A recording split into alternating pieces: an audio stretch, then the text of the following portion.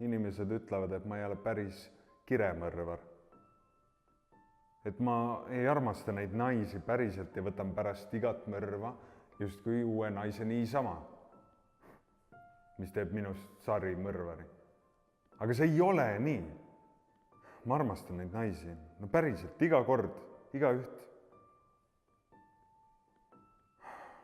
Aga noh, eks see ole nii nagu abielugagi, kuni surm meid lahutab. Õnneks lahutab meid iga kord just nende surm.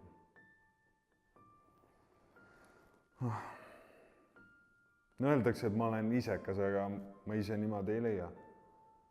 Sest et kui need neiud on lahkunud, siis mul ei ole enam ka armukadedusega probleeme. Selles suhtes on see rohkem nagu ju tulevikule mõtlemine. Ei ole enam neid valusaid tundeid ega vanu tundeid, mis võiksid hakata segama. Jah.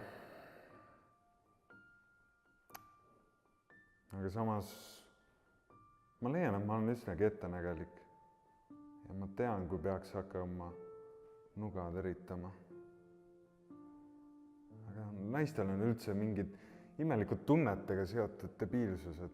No ma kannatan need ära, aga kui hakatakse rääkima, et keegi teine on minust parem, no siis ei jäägi midagi muud üle, kui nuga kõrri, paar pisarat ja lähme eluga edasi. Armastus on valus ju täpselt nii kaua, kui on veel võimalus, et midagi saab parandada. Aga surma ei anna enam parandada. See toob hingerahu.